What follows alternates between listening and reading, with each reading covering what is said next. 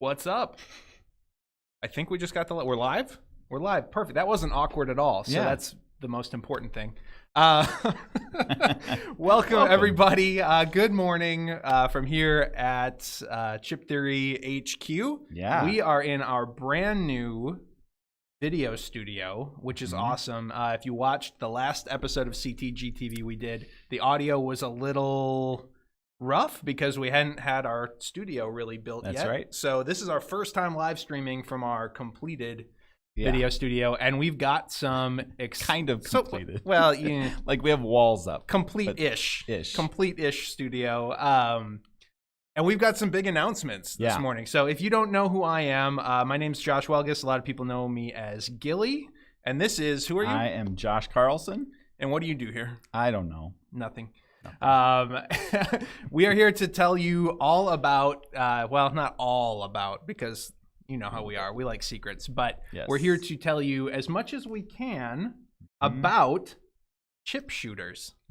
And we know that's why you're here, is for the craft segment, which will be at the end. So, but just so you know, at the end of all of this, you're going to learn how to make a chip shooter that shoots chips.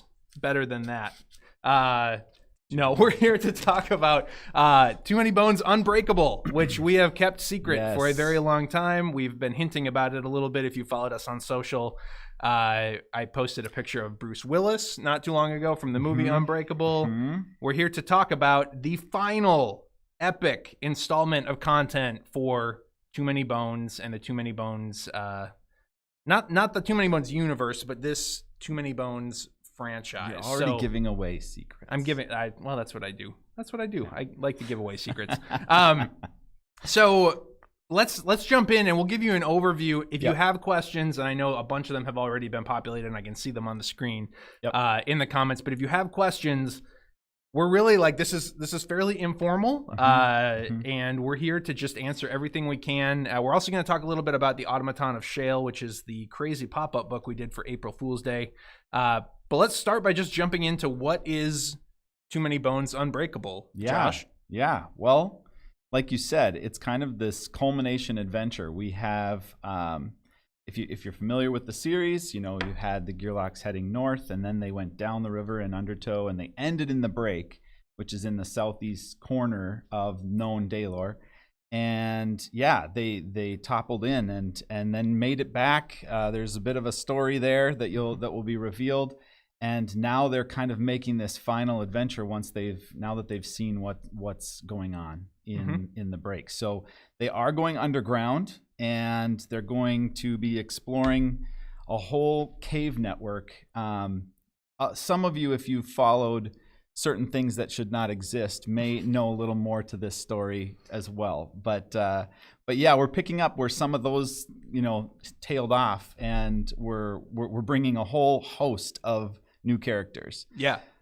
So this is, as we've said, you've seen it probably in the GameFound email, and it's on the GameFound page itself. This is the final standalone content that we are developing for Too Many Bones. So this is meant to kind of send the series out with a bang. There is a ton of content. So we've got Unbreakable itself, which is roughly the size of Undertow. Correct. And we're treating it much like we treated Undertow. It is a standalone box with two new characters in the box. They are at least currently named Figment and Gale. And then we have so we'll have new tyrants in there. We'll have brand new loot. We have a new battle mat, which we have here in front of us, prototype of it anyway. And it will have. We talk about that a little bit. Let's dive into. So the battle mat is the biggest thing that is changing. There's been speculation that we were going to do a TMB dungeon crawl or any number of other things. I guess we can start by saying Unbreakable is largely builds on existing mechanics, and I would argue actually it's less complicated than what the raft added to. I think Undertow. So. Between the raft and the mechs and the added rules that came into play there, this is a little bit lighter than that. But there's we're trying to cut up our neoprene even further, right? Because we didn't die cut enough in Age of Tyranny, right? So so basically, you can see here on the battle mat. I'm assuming we're currently cut to the battle mat, but you've got all these chips in all of the normal battle mat positions, and on the backside of each of these we've got lava side, and we've got a kind of cooled obsidian lava side, or obsidian side. And talk to us about what changes between in the battle mat. in this version, I mean, you're gonna have, these aren't the actual starting positions. This is kind of we layered over one of our old mats and battle systems for it, but just to give an idea of how the movement would work and how these would flip over. But there's a number of ways that these can turn into lava, and one of the ways is going to be by baddies' skills themselves. So when you're attacked, or potentially when certain baddies walk on certain spaces, they're going to be flipping over. And break baddies aren't affected by lava the same way everyone else is. So break baddies. Okay, yes. So there's a new baddie type. There's a new baddie type. Well, it's sort of new. So there are 2 baddies that exist in in the pantheon of Too Many Bones that have what many people the break type, which kind of looks like Iron Man's mask a little bit with fangs. So there's a live sample in Splice and Dice that has that break type association, and then there's something else somewhere that that also has the break type. But in Unbreakable, right? Tough. There's going to be a lot more break type baddies, which is a brand new mainline baddie type. Yep. The other way that you can trigger these is by encounters. So certain encounters are going to put you in situations where you have to cross a lava river or any sorts of things. Right. I mean, you were so we've got a bunch of the frameworks for the new encounters built already, and obviously we're really leaning into these lava mechanics on the encounters, which is awesome. It gives them a completely different feel. It speeds up battles, I think, a little bit, because baddies and gearlocks are taking damage from lava. If you've ever played the Volkesh final encounter in Undertow, everything's on fire all the time, and so stuff dies very, very quickly, including yourself. So we're playing a lot with that in these Unbreakable encounters, and it really gives the battles a very dynamic and different feel. I think you said right from the get-go, one of the things we want to do with Unbreakable is create more reasons to move around. Correct. And more reasons for you to want to move the baddies around as well. Positioning, obviously, super important in the Too Many Bones universe. But oftentimes you kind of get your initial position set up where you want the baddies and where you want the gearlocks. There's a little bit of movement right out of the gate, and then a lot of the rest of the fight is fairly stationary. Correct. We want to change that and make movement a much more important part of the battles as it relates to Unbreakable. We lean that into that with Dart and how she works, and like on her dangerous side, she can move around the mat, and you almost want to do that, and like it's pushing you that way. This was a different kind of coming at it from the opposite, in like having the map kind of make you move, but it's still getting that same effect of leaning in. We didn't really have a lot of reason for you to be shoving the baddies up to this point. Like there are positional moves that you can make with some of the gearlocks, but they didn't matter as much as we wanted them to matter. Here they matter. And so like while we're bringing this host of new gearlocks to the table here, we also want the old ones to feel very, very useful and new in this gameplay. And so that was kind of one of the things we set out to achieve. So we will be revealing more about Unbreakable specifically over the next couple of weeks, and obviously when the campaign launches itself. But I'm looking at the questions right now in terms of if there's anything Unbreakable specific. Otherwise, I want to talk about some of the other stuff we announced this morning as well that ties into. I mean, like Tyrants. Do you want to just run? I mean, we said it's kind of like it's Undertow, so it's 5 Tyrants. Any other like notables there? Maybe not. That's probably about and it. Again, there will be new loot and So question, is Gale canonically non-binary? Love the androgynous character design. No. not at this point. It's a she. Yeah. Yep. I don't know if there's any other questions. We'll wait for some more to. Rules for more than 4 players? No, that's a question that we get a lot. Yeah. That's a question that we get a lot and have got since the original Bones launched. It just, again, like the game, a lot of people feel already the game is a lot easier at 4 players. And with the small nature of the battle mat, it just becomes a little bit too crowded. And it's just not the sweet spot for the way that the game works. So I will add to that, though, that it is interesting how some of these mechanics lend themselves to balancing that out. And 4-player games are going to be a lot more challenging on this mat. Right. So that's kind of exciting. Yeah, when you have to stand on lava sometimes, you're going to, in a solo game, obviously you're going to have a lot of options on where you can stand.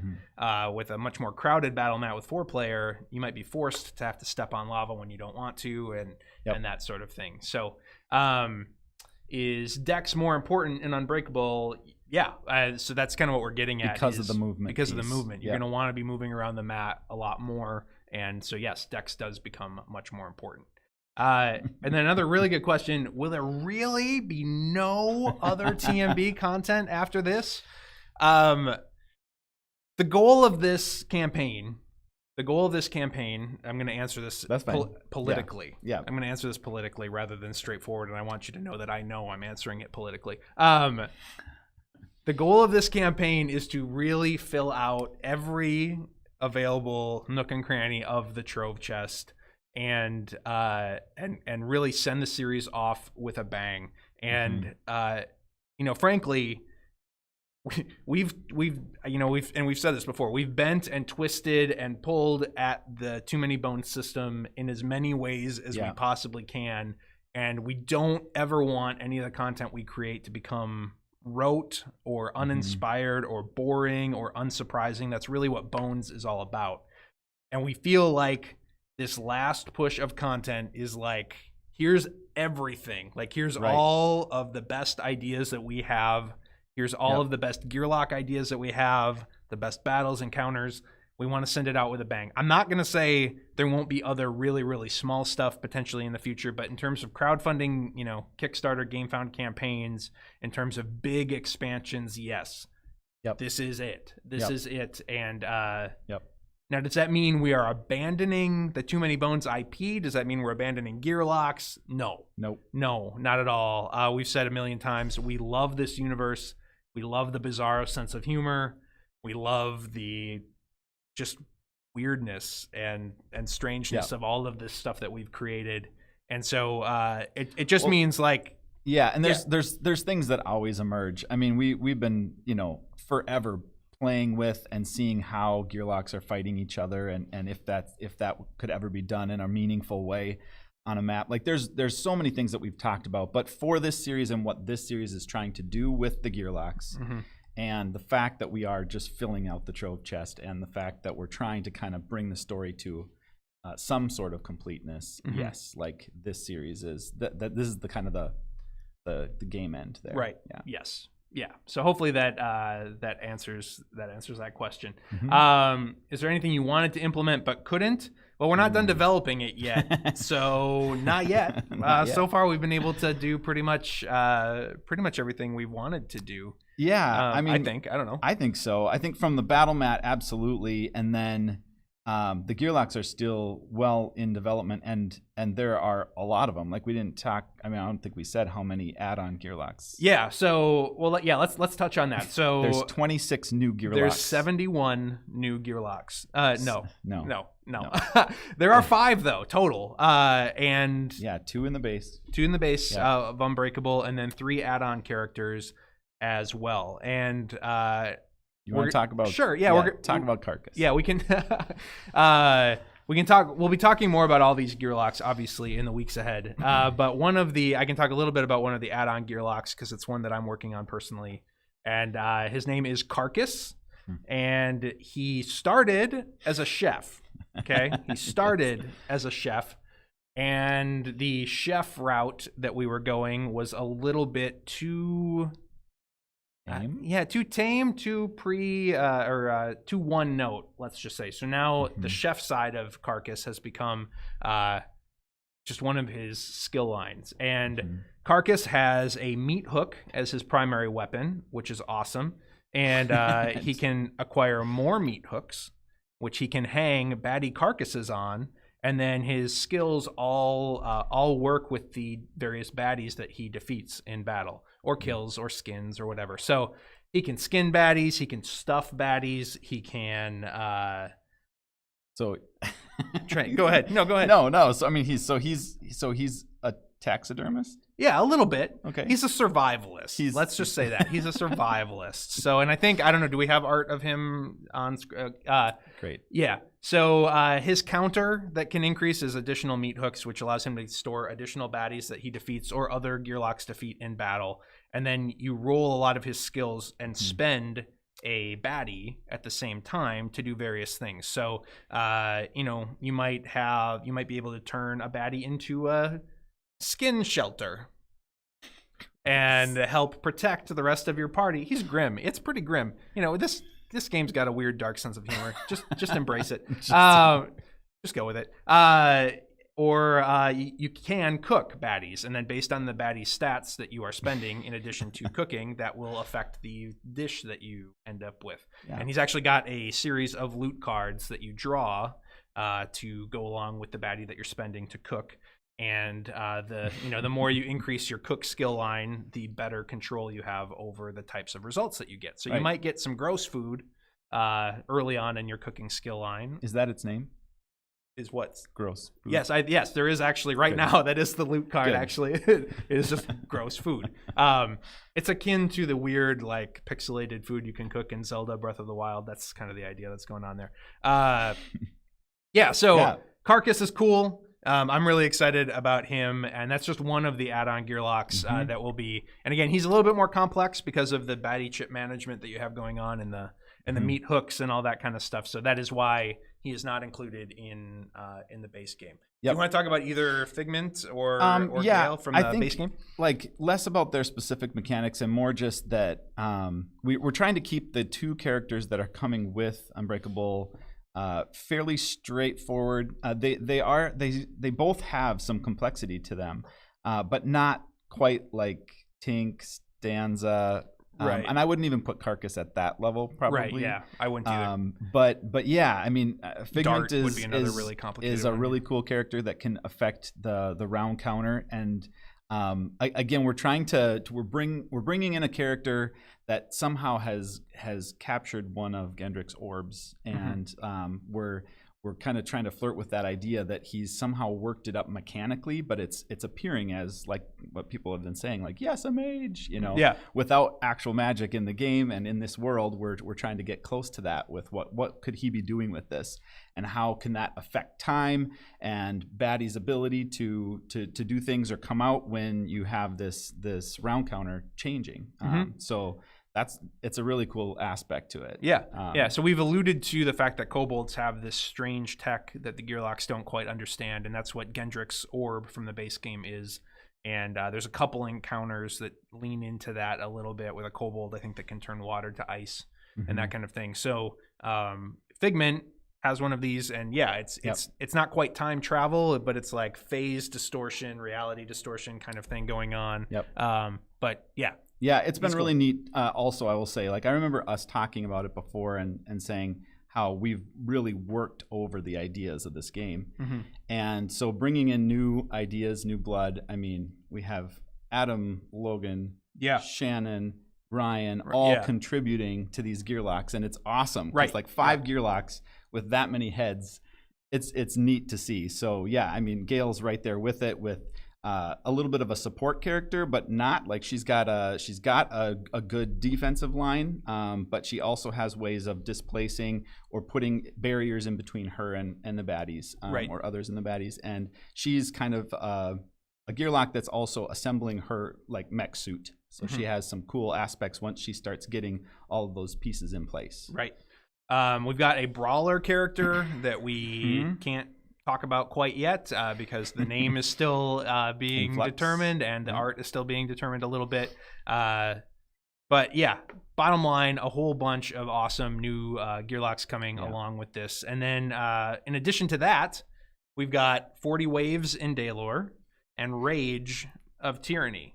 So we can't stop with the puns. Yeah, we can't. And I never will. Yeah, I can't stop, won't stop. Hashtag. The 40 Waves in Daelore. So that includes 8 new crown baddies, and those are already largely designed, actually. And then also 40 new encounters that are specific to Undertow mechanics, meaning they are raft battles and land battles that include mechs, or mech. I don't know what the plural technically is. I'd have to go back to our page and look at the style guide. But yeah, so a lot of people have asked, I want more Undertow. Undertow kind of feels like this sort of side project that doesn't quite integrate everything into the base game as much as folks would like. So this is our way of giving a huge injection of content into Undertow, giving, the raft battles were really, really popular. People really like how those change up the dynamics of a standard Bones battle. So we're trying to give you a ton of new raft battles, and then also integrate a lot more mech into Undertow base game, which is awesome. So and then on top of that, did you have more to say on that? Oh no, just Rage. Okay. I was going to talk Rage. Rage of Tyranny. Yeah. The heck is that?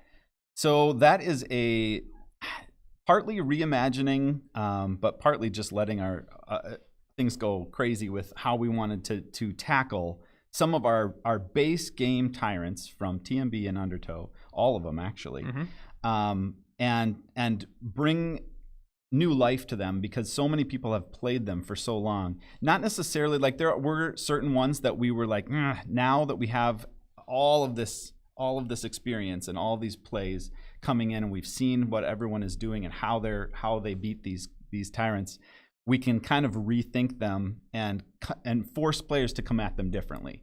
So a few maybe make them tougher. I think certainly Barnacle was one that we wanted to up its difficulty, but or certain tyrants that didn't allow or too easily allowed for like some type of a one-shot piece to them.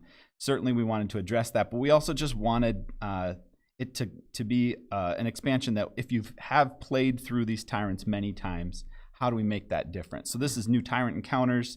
This is new tyrant, a tyrant aspect to them, not necessarily tyrant encounters. There's shadows. We're introducing something called Shadows of Tyrants, and really what these are going to do is they're going to function much like, I would say the best example would probably be like Ammonite, if you've played against Ammonite in Splice and Dice. The spore mechanic that is slowly like eating away at you and rotting you throughout every encounter, whether you encounter a Ammonite tyrant encounter or not. It's something that you need to constantly be dealing with. Lockgear is also sort of a similar way. As you encounter more and more of Lockgear's encounters, very pervasive effects. Yeah, he becomes more annoying and very pervasive things. And we really liked how that flavored your entire Too Many Bones adventure. It affects standard encounters that you've maybe played a million times. Suddenly they need to be dealt with in a different way because of this stuff that's sort of happening to you. So the shadows of these base game and Undertow tyrants are going to inject more flavor and more require a different strategy perhaps throughout the course of your adventure. And it's a cool way of breathing new life into existing tyrants. It's tyrant cards and things along those lines that fit into your little tyrant trays already, which is nice. We don't need to add like a massive amount of new componentry for these, but it's also going to, I think, dramatically change up the way you've approached the Goblin King and Molemesh and all of these ones that maybe you can sleepwalk through that final battle. Sure. You really got to think about it again in a new way, which is cool. And then it also gives us a chance. One of the biggest I think criticisms of the base game, looking back over the course of its 5-year history, has just been that in the base game itself, like the storyline, the canon storyline of it is relatively light. And so this gives us a chance to kind of go back and revisit even the lore elements of these original and Undertow tyrants, and maybe tie them into the world in a deeper way, which I think is going to be so. Let's tackle a couple. Yeah, absolutely. So we said that movement will be a bigger part of the battle with the new map. Wouldn't it restrict movement as well because of the lava? So yes and no. The way that works oftentimes is that baddies attack you, and that breaks the like whatever the ground is below you and turns that into lava. So if you don't move, you're going to be taking true damage if you stay there. So it's kind of forcing you out of those spaces, and it's forcing you to push baddies, sometimes certain baddies, into those spaces if they're not break type baddies. It's a different way of dealing with baddies, but also getting certain baddies out of that lava, like displacing them out of it, because there's certain skills that allow them to heal or regenerate if they're in it. So yeah, there's a lot going on there, and it's kind of nice because those are things you can discover your 10th, 20th game down the road, but you don't have to know all of those intricacies right off the bat. You're just going to have to, you can deal with the fact that you're standing in lava and, the floor is lava. Yeah, the floor is lava. So. And then also, I think, so this is not something that we've officially baked into the rules just yet, but we are likely going to include some sort of mechanic where you can toss loot into the lava to turn it back over into a standard movable space. So again, giving you another way to use loot or maybe discard loot that you don't find super useful in a way that benefits you. So that's also something that is likely going to be baked into the game. So is Unbreakable going to add the new monster types that were missing from Undertow?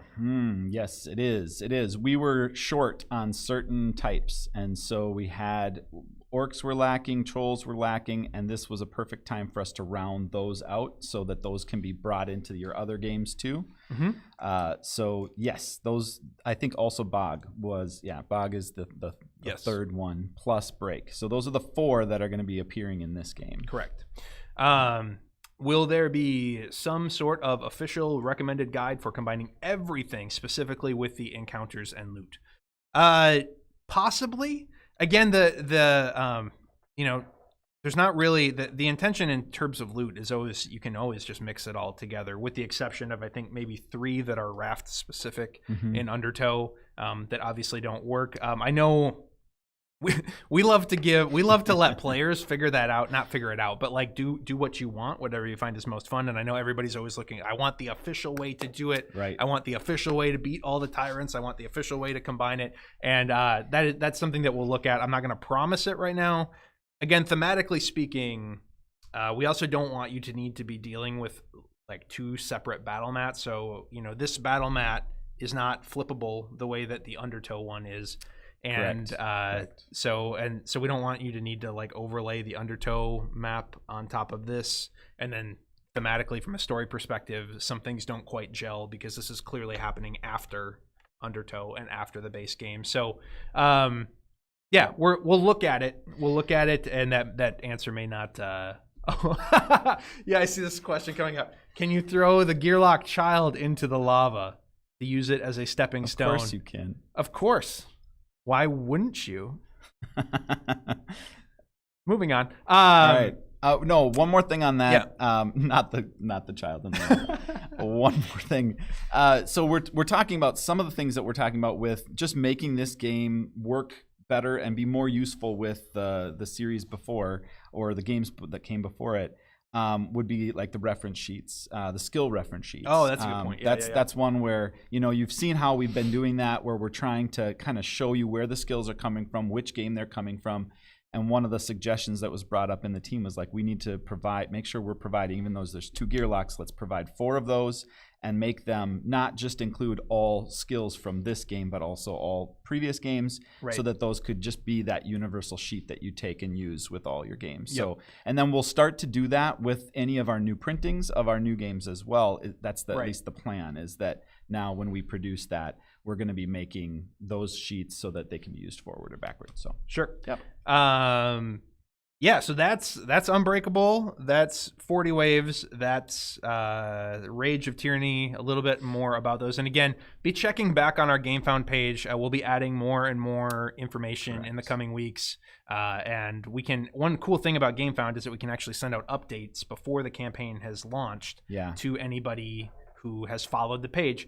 And if you have not yet followed the campaign, please do so. There is a free crossover loot pack that includes the illustrious convoluted hummingbird crossover from Cloudspire, a little Elfinkazi joke to go along with that. If you haven't seen the flavor text, I think it's one of the funniest things we've ever done. It's a self-deprecating bit of humor about how complicated the Elfinkazi are in Cloudspire. So follow the page, and then when you back the project, you will receive 3 loot cards for free as a little bonus promo for following the project. So this is a good time, though, to talk about something else that's new in this GameFound campaign, and that is the language editions or language packs. Or what are we doing with language as it relates to this campaign?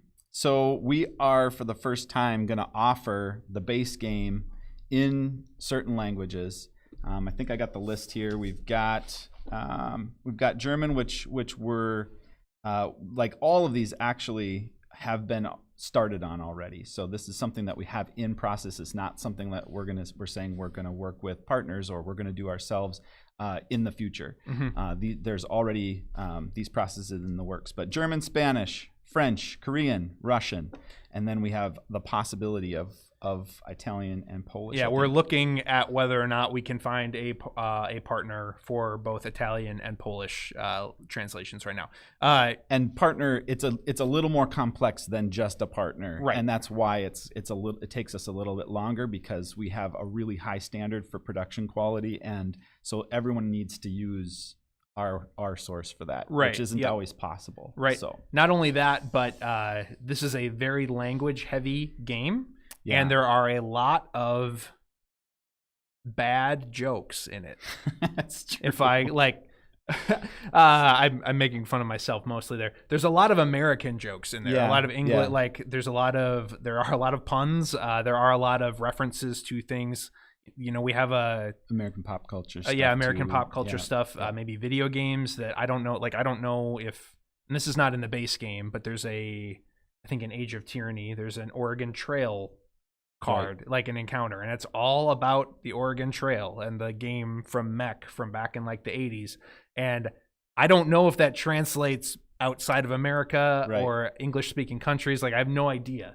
And so it is a game that truly requires localization versus just straight up translation. So for this campaign, we are starting with just the base game and possibly maybe one expansion, and that expansion would likely be 40 days, I'm guessing, 40 days in Daelore. We will see. And then depending on how that goes, depending on how the demand for it, et cetera, and the reception of those translations go, we will certainly look at doing additional content in the future. I know a question that we keep getting asked, and I know our German fans especially, because that is where this game has sold a tremendous amount of copies. A lot of folks are asking us, can we just do a language pack rather than needing to rebuy the entire franchise in German? That's a complicated question, and we know it's a question that a lot of people feel very strongly about. Do you want to address that as best as you can? So, much like the Cloudspire update pack, we run into the same challenges with that. So the main challenge is just that the amount of content that needs to be included in that, or should be included in that, ends up getting really close to the amount that goes into the base game, minus maybe the neoprene mats, maybe some of the dice or all the dice. But that's still a huge amount of content, and we usually try to make any kind of update pack very reasonable in price, and so then that means our margins are super, super thin on that, and that we don't necessarily mind. But there's a lot of extra work that goes into that pack versus a straight up localization, because one of the, for instances I could give would be you've got your Gearlock mat, you have skill names on those mats. Those need to correlate with something on the reference sheet. And so if the mats aren't being translated, then you have some disparity there or something that doesn't align. And then, so now we have to restructure that translation to contain both of those, the versions of that word.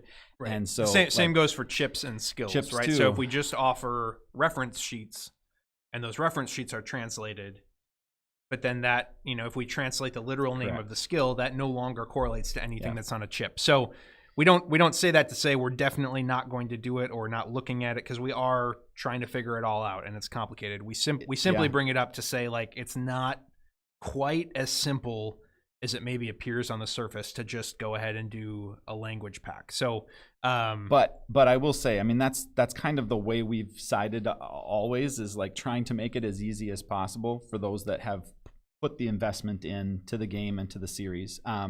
But what we would like to do with that, I would much rather see that happen once we have a few more pieces translated, rather than piecemeal it out and have, well, here's just the base game content. Now here's one add-on, here's another add-on. We really don't have the infrastructure to manage that many more SKUs and whatnot. So I would like to combine that into some kind of a universal pack, but we need it all translated before we could do that. So that's some of the discussion. It's absolutely on the table for discussion. We're just, what we can do for this campaign right now is like, let's just get this thing translated. Right. Let's get these. So we've got that in place, and that's what we're working on now. Yeah. Yep. Okay. As there will certainly be lots of stuff in Unbreakable, you don't need initiative, dice, lane, chips, etc. Will there be a reduced package for those who already own the base game and or Undertow? That's not planned presently, and again, that's mostly just, it's a logistical nightmare to try and like sort all of that stuff out. This is already going to be a crazy complicated like pledge manager and campaign between the base game pledges for various languages, complete collections, et cetera, et cetera. So right now that is not being planned. I know that's been requested by many folks over and over and over again. So apologies, but that's not. And it was a huge part of our discussion as well. Yes, yeah. That was do we do another standalone where we know certain people are going to have, X components already? Do we do, something that is just for Bones owners that is much more streamlined and that they can use existing components? And just for the success of the series and for us to offer the value that we can with all the rest of it, it made the most sense to do a standalone. We know there are components there that are going to be duplicated. We're trying to keep those to a minimum. Yeah. So. Yep. Yeah. New adventure map for Unbreakable. You betcha. Absolutely. Yes. There's your Minnesota answer for that. Will there be a retail pledge available? We are looking at that. No definitive answer one way or another on that right now, but that is something that we are certainly talking about for this campaign. Again, we want this to be the biggest, baddest Bones campaign that we've ever done before in our illustrious short history. So anything that we can do to get especially the base game out into the big wide world, to anybody who has not yet experienced it, we want to do it with this campaign. That's a huge part of that language push with this campaign as well. Will strategists be able to get the follow plus pledge reward? Absolutely. We will include them in that. Please still follow us even though you don't need to, or you're well aware. Yes. Yes. Estimated delivery date, we're still talking about that, and that is largely because we will probably, we always attempt to overshoot our delivery timeline, and then we end up a couple months behind anyway, right? That is TBD. It will be in 2022, and it will be hopefully by we'd love to get things here for like convention season next year. We just got back from Gen Con, and not having a fresh new hot release at Gen Con is always a little bit of a sad trombone. So we want to have it here by convention season next year. We'll see. Again, we kind of said with this campaign and with this cycle of content, nothing is off the table. So we're just like, every good idea we have, we're going to make it, and we're going to figure out how long that's going to take. I will say though that, as far as Bones campaigns go, all of this content is much further along than both Undertow was at the time and Splice and Dice was at the time. So, however, we are also going to need to print so many things as a part of this campaign, and manufacturing right now is massively backed up, as you've heard from us and many other campaigns. Yeah. And so is worldwide freight and ocean freight. So yeah, we'll put a 2022 date on it, but I mean, we're going to do our best to do that. Yeah. So convention season or just beyond that. But like you said, it's always best if we can hit that. So we'll be trying to. Yeah. Presently, we have this is insider information. Presently, we have no spring Kickstarter or crowdfunding campaign planned here at CTG. So really, we kind of said, like, what do we want to do? Do we want to do the biggest, baddest Bones campaign we've ever done? Or do we want to do a smaller Bones expansion and then still do a spring Kickstarter? So right now, and this could always change as various ideas get kicked around and other things get worked on. But right now, we're kind of planning on having this, be our main focus until next fall. So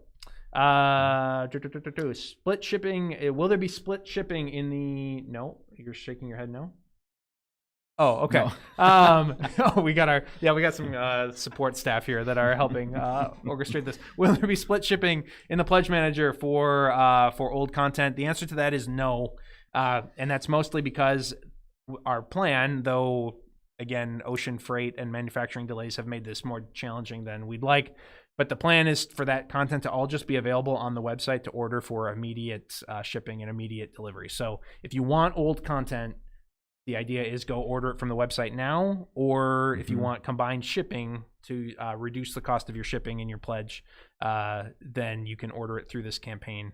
All the old content will be available as a part of this campaign, but you can also order it from our website. So before we hit the next couple questions, I did want to interject. One thing that we were going to talk about was the slim TMB. Yes, I didn't want to miss that. Yeah. So on the topic of ocean freight and the insane cost of containers right now, and frankly, in the name of doing what we can to help reduce waste and that kind of thing, the base game Too Many Bones has undergone a significant slim down in terms of volume. We have shrunk the box to actually not content at all. Not content, yeah. Just the box itself. Same content. We have cut it in half, roughly. It's about 50% smaller now. So all of you sad that it won't fit on your Kallax, it will now fit on a Kallax if you order the new version. And those that own it are swearing. Yeah, I know. Yeah, everybody's angry with us now. It's fine. Give me your hate. Give me your hate. The whole point, obviously, is the fact that we were planning that giant box. We wanted it to hold all of the Bones content, and so and now it doesn't. Now it doesn't even come close. It just kind of becomes a little bit more silly to be providing you with a few places to put a few extra chips. And so, we started looking at those extra spaces and just the extra plastic that was used to create, the barrier in between, all of those things. And we were able to remove all of that and get it down to the size of an undertow box it's just a little bit taller and a slight bit longer on one side. So maybe like 3/4 of an inch on one end. And a little taller. And it means that we can keep the game where it's at in price and get it here without a bunch of price hikes. Right. So again, just from a pure numbers standpoint, 40-foot containers from China to the United States used to cost, before COVID, were in the range of like $4,000 to $6,000 to get them across the ocean. $4,800. They are now costing we're seeing prices sometimes like $25,000 and even higher in a few rare cases.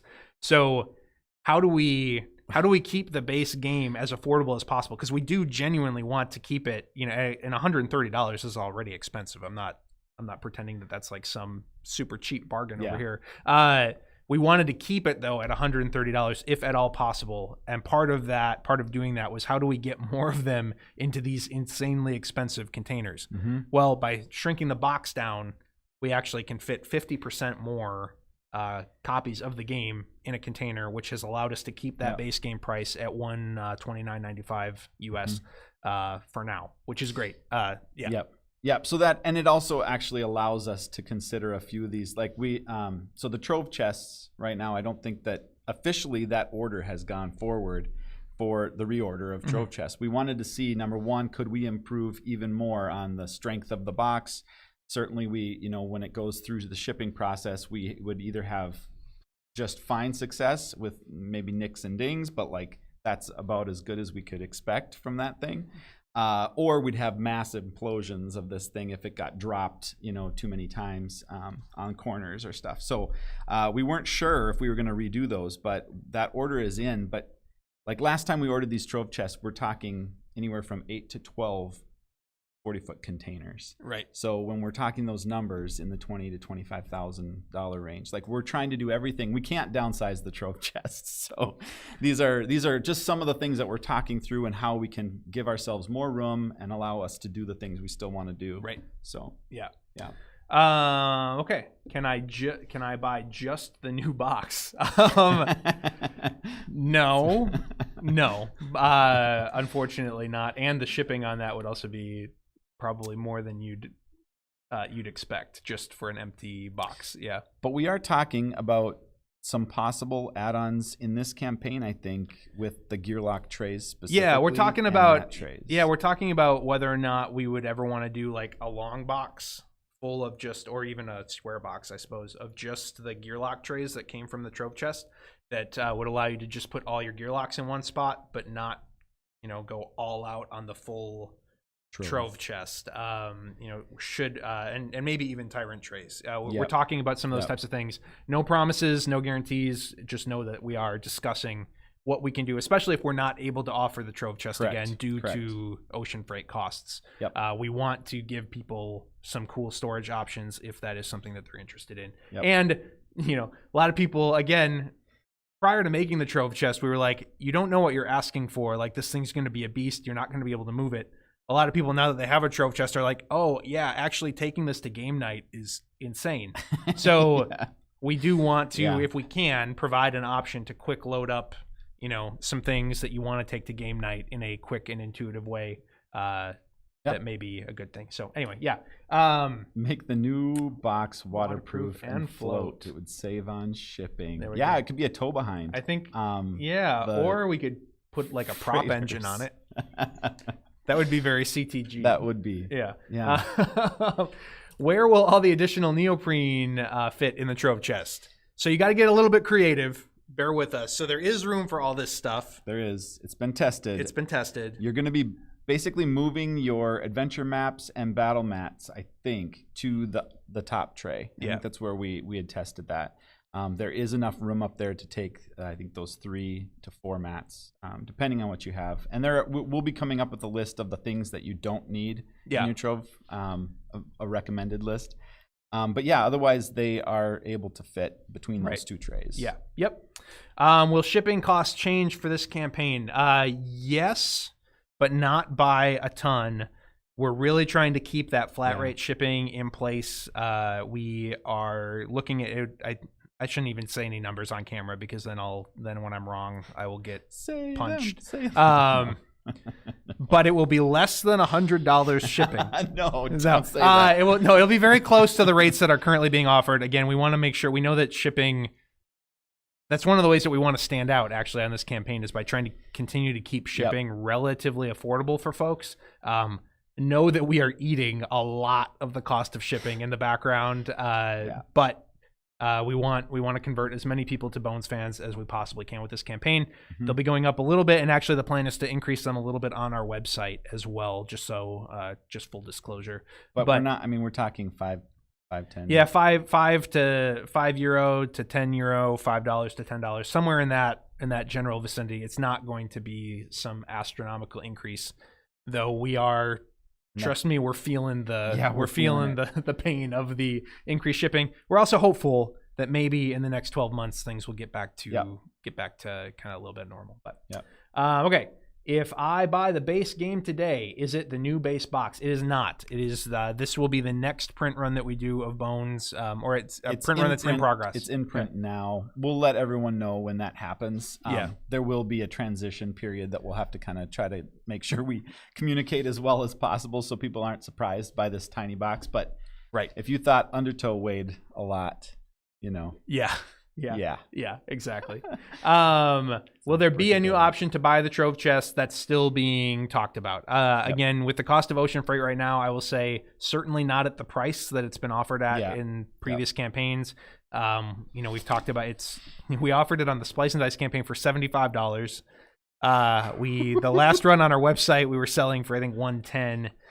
It will be, if we offer it, it will be more than that. So brace yourself. But we're trying to figure that out. Again, ocean freight, we've said already, like, this is an extinction level event for many small game companies, the cost of ocean freight. There are companies that have games produced sitting in China not knowing if they will ever be able to literally afford to ship them over to the United States. It's that bad. So we want to offer trove chests again very badly. We have some that have actually already, I think, we just got the new prototype. It's on my desk. So it's a brick. This is no part of us is trying not to offer it, but we have to be smart with the finances. And the more that we charge for it, the more scrutiny there is on it. And again, this is it's an item that often gets damaged in transit just because of the nature of it. Well, and it's hand, like, there's tack nails, it does get scuffed up. And so when we're put in a position where we need to get that standard that we want to hit, but like now all of a sudden we got to send out a new box to someone, that just devastates any kind of profit that we have on it or reason for doing it. So still want to do it. But those are the challenges we're facing. So no commitment either way to that end, but trust us that we will offer it if we can, and we can find a way to make it work. Okay. Have you decided what the Strategist Pledge will cover for this campaign, or will that be announced closer to launch? There won't be 300 of them. Yeah, you rascals. It will cover the base game of Unbreakable. That is what it will cover. It always covers the base game in any future campaign. Will the pop-up book be available in the campaign? Good question. It's actually available for pre-order right now, and this is a good transition actually, just to talk a little bit more about the Automaton of Shale, the pop-up book, the amazing pop-up book. From the pop-up book you never knew you wanted from Chip Theory Games. And right before we went live here on camera, we did put Shale back up for pre-order in both Europe, worldwide. It's available for pre-order on our website right now. And I will say the delivery timeline on Shale has changed a little bit, so we are announcing a little bit of a delay today. So I'll get the bad news out of the way first. We now expect Shale to deliver sometime in early Q1 of 2022. There's a myriad of reasons for that.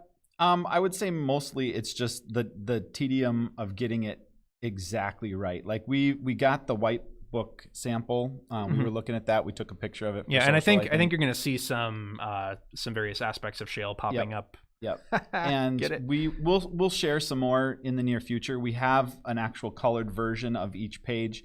Some of it we want to save. We don't want you to be like it to be spoiled. But there's the book has been completed and sent to the printer. Sam is working, who's our paper engineer, is working with the publisher or manufacturer to make sure that all the little aspects of it are covered. And so that's this is the version, this is the white, I think you're seeing on your screen the white version, which is not too spoilery. I think it's not enough to spoilery. So we'll withhold the one that's in color a little bit longer. We'll show us a snippet of it at some point in the future, but there's just a lot of tedious pieces to this, and we want to make sure it's right. And we want to make sure that the components, when loaded in, because there's game components, there's chips, there's cards, all like packed into this thing. And secrets. Lots of secrets. Yeah. So extremely ambitious. Yeah. But I will say, this guy here, he's a skeptical dude. Excuse me? Yeah, and you did not believe in this project when we started it. You had this wry smile when I was like saying we should do a pop-up book, and it was like, it's been neat to see. This is nonsense. As these pages have come out, as you've been working on the content, now he has a twinkle in his eye about this thing. Yeah, see, show that twinkle. Yeah, I'm twinkling. But all serious, over it's here. the more we look at the quality on this thing and what's coming together, the more exciting it gets. It sounds so stupid to say this about a pop-up book. I know. But as a total like conceptual project, this might be like the coolest thing we've ever made. And I don't want to oversell it just in case you hate it when it comes out. But it's possible.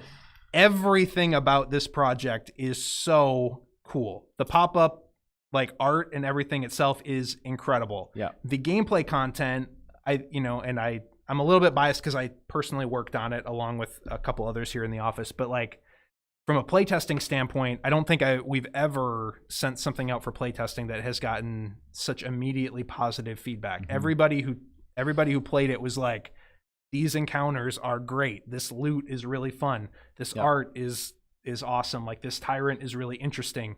Yep. And so, from top to bottom, from the gameplay content to the pop-up book itself, to the secret that we cannot talk about yet, which is is like so far beyond any of the other secrets we've put in our games before. Yep. It's honestly next level. Yep. You do not want to miss out on this, and it's so good, in fact, that we are not planning to make this the type of thing that we only sell during the holidays or only on April Fools. Like, we are proud enough and excited enough about this, and we think the demand is going to be such that this is actually going to be kind of perpetually available while we have it in print.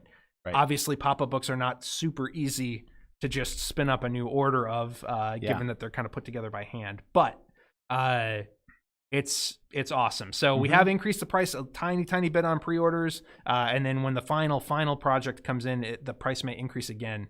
But it is available for pre-order on our website right now, and for probably for the next few weeks is what we'll leave that pre-order open for until we have our final. The gameplay content is this close. We're making a few small edits, a few small clarifications on some of the content, but the gameplay content is also this close to going to print, and we will have it in stock and delivering sometime in early 2022. Yep. Yeah. Great. Let's hit a couple more questions. Will the pop-up book be on GameFound? That's a good question. I don't know why we wouldn't be able to do that. So, because even if we sold too many of them, that gives us a timeline to probably print more if we need to. So, sure. Yeah. Probably. We'll go with probably. Probably.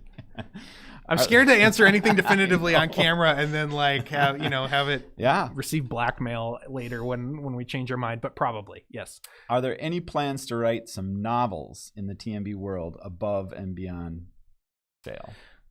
Answer that for us. Yeah, there are no plans. I will say. However, depending, we expect this campaign to be really, really successful. We are currently not 100% sure how big of an impact these language editions are going to make on overall sales of the game and overall popularity of the game, et cetera, et cetera. And then obviously we always see a huge surge in sales, and no intention of abandoning Too Many Bones as a IP. We want to keep making content in this world and with these characters, et cetera, et cetera. So it's certainly not something that would be on the table. Yep. One more point to that. We do have a logbook planned for this. We have what? For this new content. We have what? That's incredible. Yes. I would pay $50 for that. So there is lore coming. I would pay $60 for really? That. Yeah. Thank you for your purchase. Thanks. I mean, thanks for making it. Purchase. Thanks for making it, Josh. Okay. Yes, there is a logbook coming, a new logbook coming for Unbreakable. I did actually know that. I'm being really tired is what I'm being. I'm being really tired. He's tired. I have a headache. We're a great pair for this. We're upper echelon presentation going on here. Yeah. Are there any more errata packs to come? I hope so. No. No. Packs. The answer They're good, is right? yeah. The answer is no. Yeah. To my knowledge, nothing in this last batch of content was like of a nature that needed to really be corrected. Correct. So yeah. Correct. Have you thought about making some music for your games so we can listen to them while we're playing? Yes. Drum solos. Just drum. Yeah. In my new office, I'm going to have an electric drum set that I will spend most of my day recording drum solos for Too Many Bones. No. We have thought about that. And in fact, there is one song that exists, if you know where to look, actually, in the TMB world. I don't think it's something that we're currently planning on. Yeah. But we do have some musical connections. There's some things that we've done for Burn Cycle that, who knows? No plans right now. We could probably put something on the site eventually that would, pull some of that stuff. I see the next question about plushies. Like there's a bunch of random products that, have been asked about, but it's hard to gauge if it's 5 people or if it's 100 people. And that does often matter. Whether we do it. So yeah, there'd have to be like a day where we could gauge interest on weird products and take pre-orders or something. Some like foolish day. Yeah. We don't want to make foolish decisions about no way products like that. You know what I mean? Right. So we'll keep thinking about it. All right. Yeah. Are we getting new boxes for the Gearlocks and Tyrants for the new content? So I assume that's talking about the Trove chest. Yes, there will be a pack of additional. One of the reasons we didn't include a ton of extra whatever in the original run of Trove chests was just that we didn't know exactly how much content, how many Gearlocks, etc. We have that pretty well locked down now, and yes, we will be offering, I don't know what we're calling it, but like a top off pack essentially of the Tyrant packs that you need and Gearlock trays that you need for for previous Trove chest owners specifically. Yep. So, will there be anything to see at Origins? I don't know. We don't have a lot of good-looking prototypes right now for anything in Unbreakable. A lot of it's still in heavy development, sticker dice.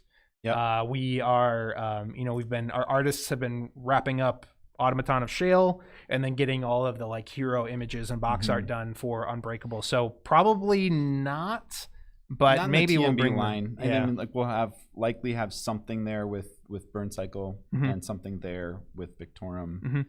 But yeah, not for this. Yeah, we had our Burn Cycle prototype and our Victorum prototype at Gen Con showing them off. So you'll be able to stop by and see that at the very least. Have you thought of licensing an official digital version of TMB? Yes. Next question. Yeah, it's something that I could go into. I could tell you stories. I could tell you really good fireside stories, great stories in a Gearlock voice. It is something that we have absolutely looked at. It is not something that we currently have in the works. I will say that much. Yep. But it is absolutely something that if the right partner and the right licensing agreement came to our table, we would likely go forward with it. Yep. But there's nothing in the works right now, and I am not avoiding the question when I say that. There truly is nothing in the works right now. Yep. How was Gen Con for CTG this year? Weird. It was weird. Good. I mean, Gen Con's always good because it's fun and it's board games and it's crazy. And I got an early copy of Unfathomable, so that was cool. I spent way too much money, etc. Yeah, it was just a weird year. Just a weird year at Gen Con. We didn't have like a lot of new. So like at our booth, there wasn't a lot of brand new product. I think you mentioned that earlier. And so and I feel like we saw a lot of the diehards that were coming there, and they were like, "We're going to the convention," and they own everything, and a so, lot of people stopping by the booth. What's new? What's new? And we're like, well, kind of want a pin. Yeah, the cost of containers is new. It's really expensive. But I mean, ultimately, if you take the amount of ticket sales and you compare that to the sales, like it was a positive thing. It just was, it was certainly less, and it was a little off. Yeah, we've been, we've been hard at work at a huge number of things over the course of the last year with kind of nothing officially printed and released to show for it. Yep. And in the next like 6 months, we're going to have an insane amount of stuff all kind of coming out at once.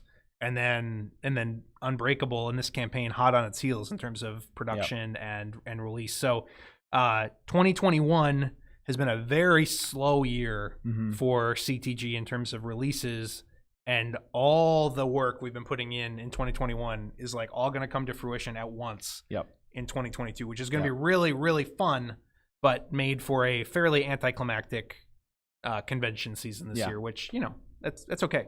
It's okay. So last question we see, anyway, is will Unbreakable have a campaign in the way that Undertow did? Yes. The answer is yes. Exactly how that will work and whether it's literally exactly the same as Undertow or whether we add some wrinkles to it or whether there's some new mechanics involved in there actually is currently my responsibility. And I just got back from Gen Con, so you're going to have to wait for a broader answer to that question. But yes, it will have at least it will have a mini campaign mode. Yeah, and the design team has proposed some pretty interesting ideas there. So it wouldn't, I don't think it will come out looking exactly like Undertow. Right. But yes, there will be a campaign aspect. There's some interesting pieces that may come into play there. Yes, there are. That's all I'll say about that. Let us know though in the comments if do you prefer the Age of Tyranny campaign? Do you prefer the Undertow campaign? You know, those are two slightly different ways to play the game. I'd be curious to know what your feedback is as a Too Many Bones player. Obviously, we want to lean into the more popular side of what folks like to play rather than constantly trying to reinvent the wheel if it doesn't need to be reinvented. So there you go. Yeah. I think that's everything on our list, right? You haven't shot your. I haven't shot my chip shooter yet. It's not gonna work. Loading. Oh no, that was very bad aim. Shoot it toward the camera. This way. I don't want to hurt anybody. I don't want to hurt anybody. Shoot it. Oh, come on. Terrible at this. Oh no. No. This is. Oh no. If you want to know how to make this defective chip shooter, stay tuned, because if we got a great craft time segment for you. Hey, thanks everybody for being here. Thanks for your interest in Unbreakable. Thank you for all your support in what has been an absolutely insane year and a half. We're so excited about Unbreakable and all this content coming out, and we trust that you are going to be excited about it as well as we reveal more. The campaign launches at 10 o'clock a.m. Central Time on October 19th. Remember to follow the project on GameFound for updates leading up to the campaign, as well as a free crossover loot pack with a convoluted hummingbird, my personal favorite loot card we've ever done. And with that, I'm going to turn it over to the upcoming craft segment, and we will talk to you later. See you guys.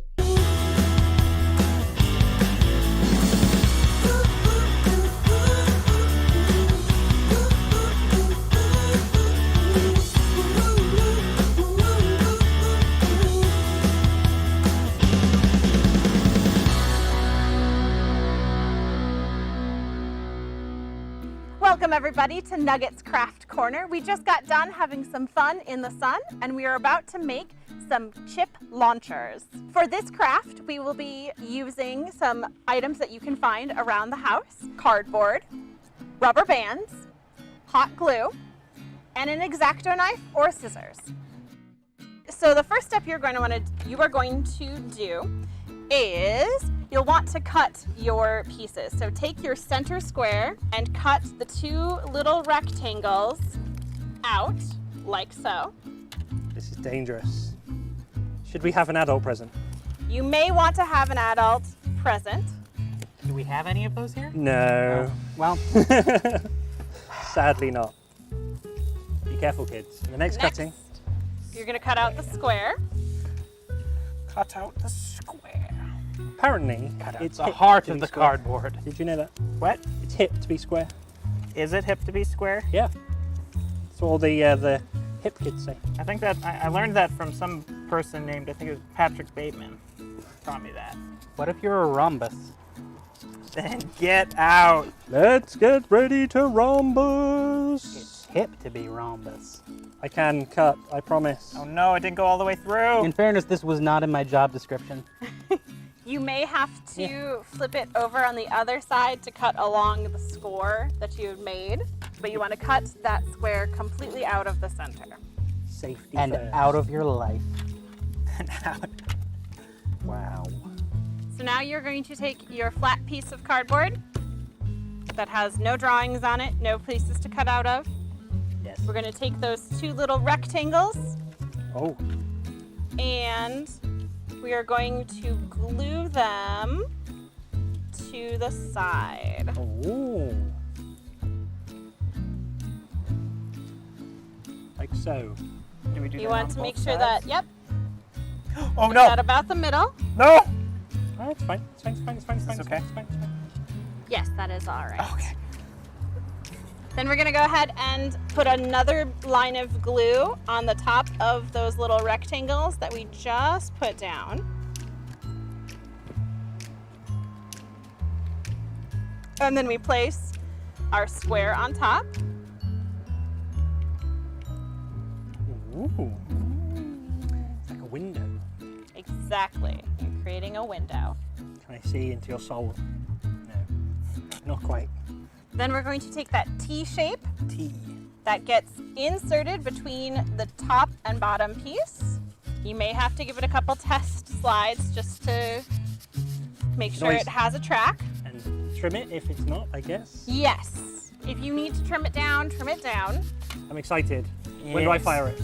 Now. Taking your rubber bands, you will loop them over the top, along the side, so like along the sides where you had put in that middle piece of cardboard. Nice. There we go.